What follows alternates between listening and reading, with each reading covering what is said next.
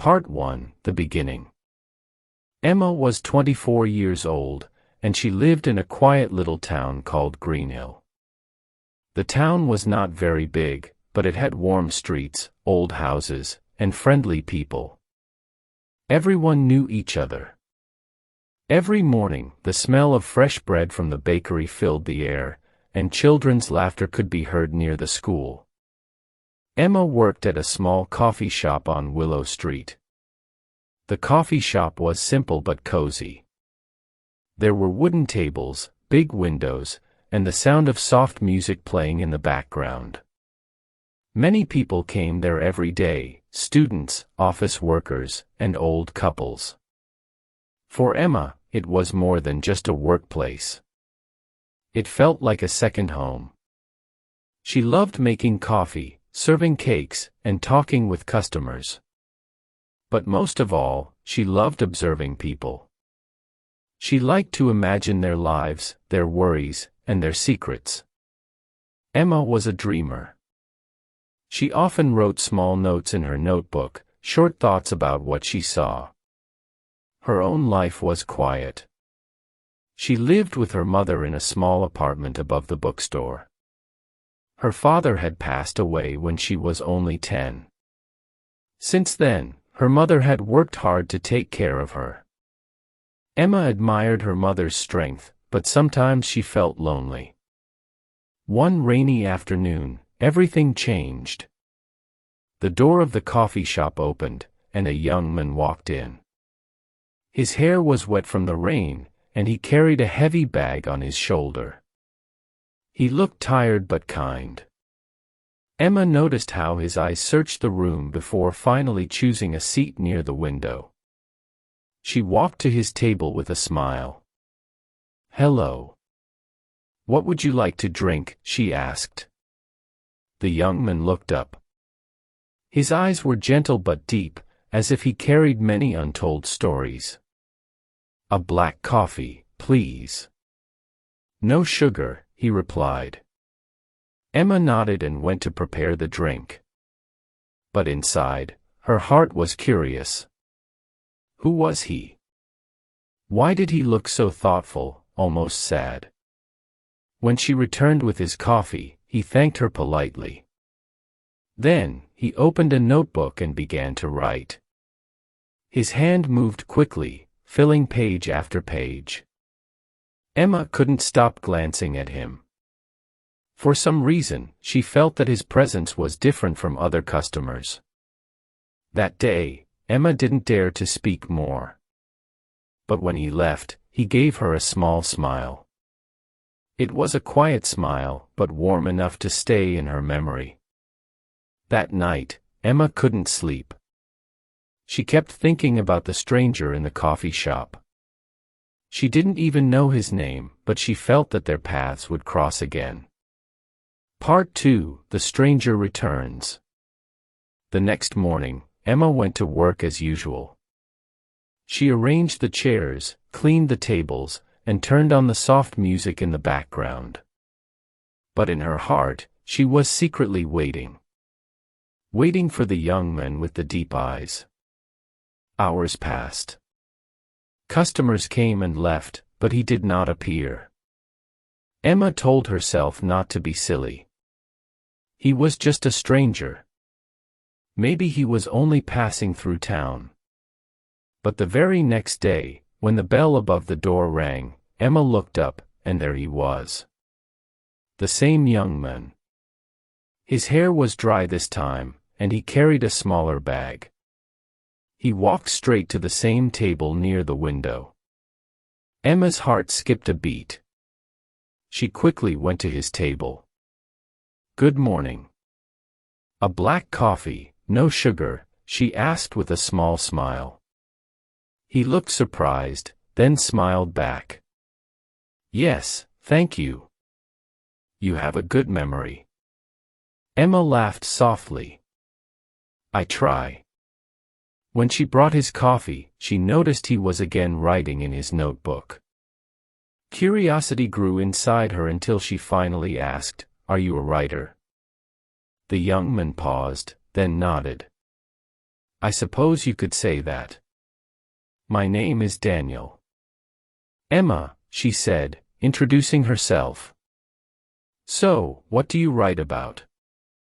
Daniel looked out the window for a moment before replying. Life. People. Moments that often go unnoticed. Emma felt her cheeks grow warm. That sounded exactly like me, she thought. She also loved writing small notes about life, though she had never shown them to anyone. For the first time in a long while, she felt a connection with someone. Over the next few weeks, Daniel became a regular visitor at the coffee shop. Sometimes he came in the morning, sometimes in the late afternoon. He always ordered the same black coffee, and he always sat near the window. Slowly, conversations began to grow between them. They talked about books, music, and childhood memories. Emma learned that Daniel had grown up in the city but had come to Greenhill to find peace. He said the city was too noisy, too busy, and he needed silence to finish his writing.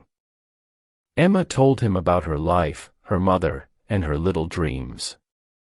She admitted she liked writing but had never been brave enough to call herself a writer. You should, Daniel said one evening. Your thoughts matter. Even small stories can touch people's hearts. Those words stayed with Emma. She began to believe that maybe, just maybe, she could share her stories with the world. But as Emma's feelings for Daniel grew, she also noticed something else. Sometimes, when Daniel thought no one was looking, sadness filled his eyes. Emma wanted to ask, but she was afraid. What was Daniel hiding? Part 3: Secrets in the Silence. The days passed, and the bond between Emma and Daniel grew stronger. Every time he walked through the door, Emma's heart felt lighter. She would prepare his coffee without asking, and he would smile, sometimes teasing her about how predictable he had become. But beneath their laughter, Emma still noticed the shadow in his eyes. It appeared when he thought too deeply, when his hand stopped moving on the page, or when he gazed out the window for too long. One rainy evening, the coffee shop was nearly empty. Only 2 customers sat in the corner, whispering quietly. Emma wiped the counter and glanced at Daniel, who was sitting at his usual spot, staring at his notebook. His pen was still. She hesitated, then walked over. You look different today, she said softly. Is something wrong? Daniel closed his notebook and gave a faint smile. Nothing important. Emma tilted her head. You don't have to tell me if you don't want to. But, sometimes it helps to share. For a long moment, Daniel was silent. The sound of rain against the window filled the space between them. Finally, he spoke, his voice low. I came to Greenhill because I needed to breathe again. In the city, I was lost. I had a job that drained me, deadlines that never ended. I thought writing could save me, but then, my father got sick. Emma's heart ached as she listened. I tried to take care of him, Daniel continued, but I was too late. He passed away last year. I left everything behind after that. The city, my job, even some of my friends. I thought maybe, here, I could find a piece of myself again. Emma placed her hand gently on the table. She didn't touch him, but the gesture was close enough to show she cared. I'm sorry, Daniel. That must have been so hard. Daniel looked at her, and for the first time, his eyes were not guarded. They were raw, open, filled with pain and vulnerability. It was. But sitting here, talking with you, it's the first time I've felt something warm again. Like I belong somewhere. Emma's chest tightened. She didn't know what to say. Her heart wanted to reach out, to comfort him, but she was afraid of crossing the line between kindness and something more. That night, after the shop closed, Emma walked home through the quiet streets. The rain had stopped, and the air smelled fresh. She thought of Daniel's words, of the sadness he carried, and of the strange connection between them. Why does he affect me so much? She wondered. Why does it feel like I've known him forever, even though we only met a few weeks ago? Emma didn't have the answer. But deep inside, she knew one thing: Daniel had become more than just a customer. He was now part of her story. Part 4: A Gentle Closeness. The weeks moved gently, like pages turning in a favorite book. The leaves on the trees began to change color, painting Greenhill in shades of gold and red. The coffee shop grew busier as the weather grew colder, but for Emma, every day felt the same special way, because Daniel was there.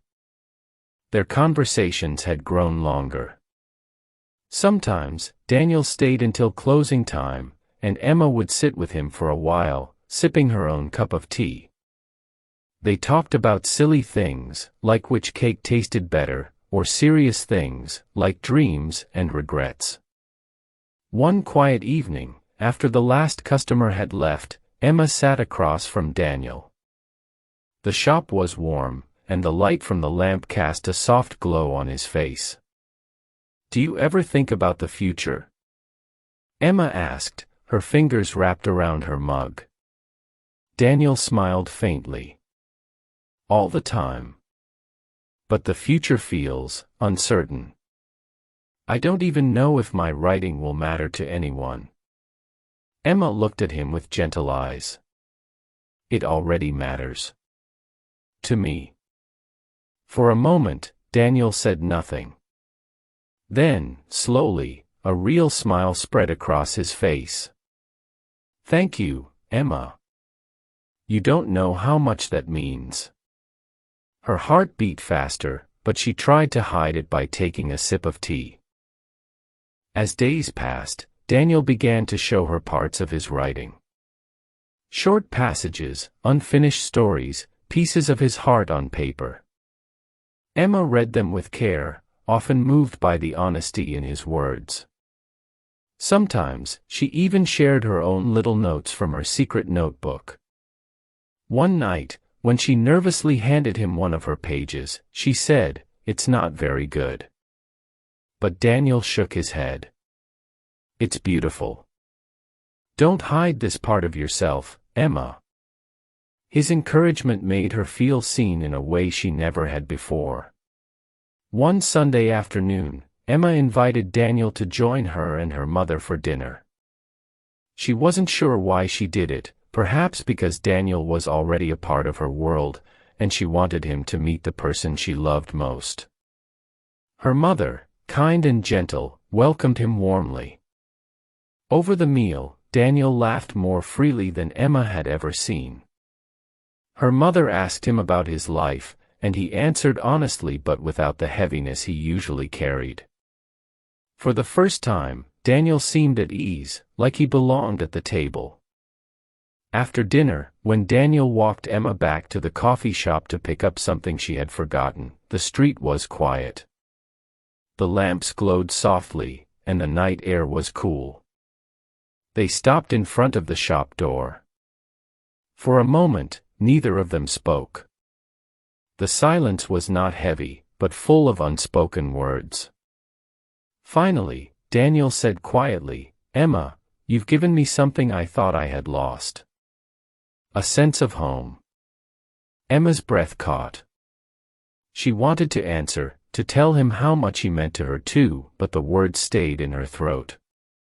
Instead, she just smiled, her eyes shining in the dim light. And in that silence, something deeper began to bloom between them. Part 5: The Confession. Winter arrived in Greenhill. The streets were decorated with tiny lights, and the coffee shop was filled with the smell of cinnamon and warm pastries. Customers came in wearing scarves and coats, their cheeks red from the cold. For Emma, the season felt magical, not because of the snow or the holiday songs, but because of Daniel. Their bond had grown so natural that sometimes she forgot how recently they had met. It felt like he had always been there, a quiet presence that made her days brighter. But still, the unspoken feelings between them lingered, heavy and fragile.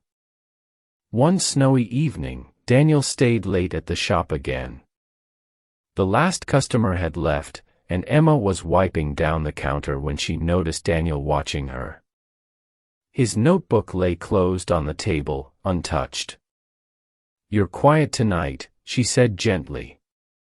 Daniel stood, walked closer, and leaned against the counter. For a moment, he didn't speak. His eyes searched hers, as if looking for courage. "Emma," he finally said, his voice soft but steady, "there's something I've wanted to tell you." Her heart began to race. She set down the cloth in her hand, waiting. "I didn't come to Greenhill just to escape the city," he continued. "I came here because I was lost. I thought I would stay for a short while, write a little, and then leave. But then I met you." Emma's breath caught. The air felt heavier, filled with meaning. "You've become the reason this town feels alive to me," Daniel said. "You've given me more than coffee and small talks. You've given me hope again. And I think I'm falling in love with you." The words hung in the air, fragile and powerful at the same time. Emma's hands trembled slightly.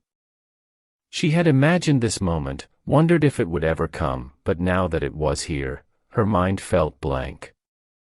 Only her heart spoke. She began, her voice barely above a whisper, "I feel the same, Daniel. I didn't want to admit it, but I've been falling too." For a long moment, they just stood there, staring at each other as the world outside grew quieter, the snow falling like tiny secrets. Daniel slowly reached for her hand, his touch gentle, hesitant. When their fingers intertwined, Emma felt warmth spread through her whole body. It was simple, not dramatic, yet it was the most honest moment of her life. But even as joy filled her, a small worry entered Emma's mind.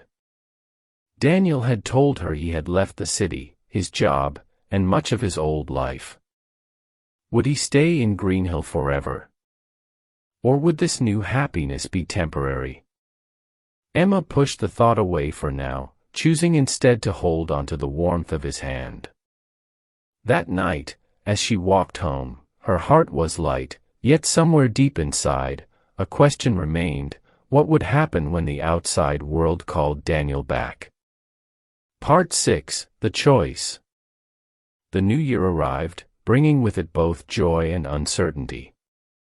Greenhill was covered in snow, and the streets glowed with lanterns and laughter. Inside the coffee shop, warmth and music wrapped around the customers like a blanket. For Emma, life felt like a dream. She and Daniel were closer than ever. He walked her home in the evenings, shared stories that made her laugh, and sometimes held her hand when no one was looking. Every day felt brighter, every night softer. But dreams never last without challenges.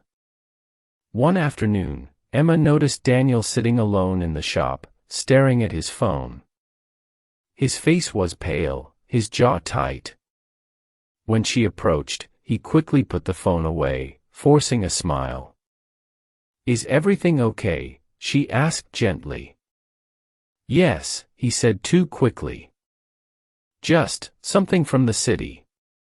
Emma didn't press further, but the worry in her chest grew. A week later, the truth came out. Daniel waited for her after closing time, his expression serious. "Emma, I need to tell you something," he began. His voice was calm, but his eyes betrayed the storm inside him. She sat down across from him, her heart sinking. "I received an offer," Daniel said. "A publishing company in the city read some of my work. They want me to come back, to sign a contract." Emma froze. The words echoed in her mind, "Come back, to the city." "That's wonderful," she managed to say, though her throat was tight. "It's what you've been working for, isn't it?" Daniel ran a hand through his hair. "Yes. It's everything I thought I wanted. But now," he looked at her, his eyes full of conflict. "Now I'm not sure. Going back means leaving this town. Leaving you." Emma's heart ached. She wanted to tell him to stay, to choose her. But she also knew how much his writing meant to him. She couldn't be the reason he gave up his dream. "You should do what's best for you," she whispered.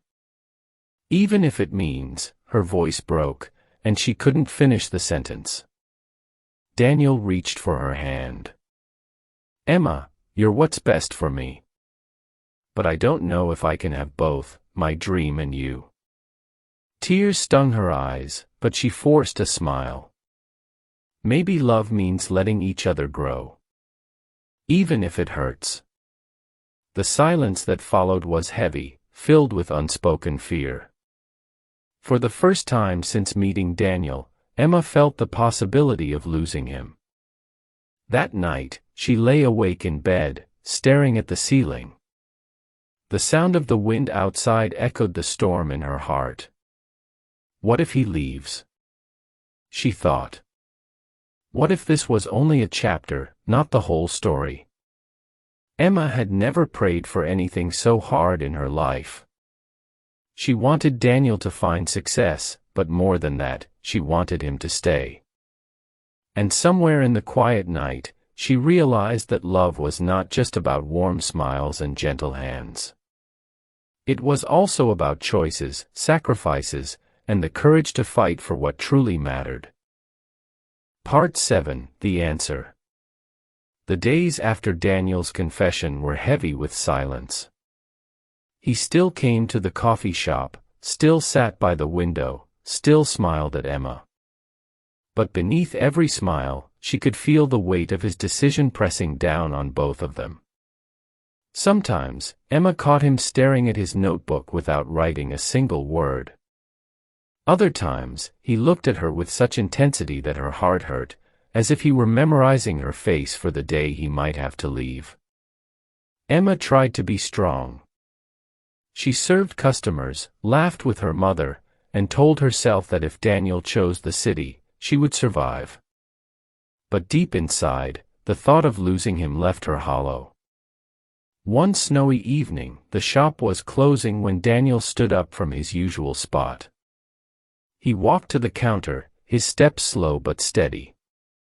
"Emma," he said quietly, "can we take a walk?" Her chest tightened, but she nodded. They walked through the quiet streets of Greenhill, the snow crunching under their boots. The night was calm, the town asleep, the world holding its breath.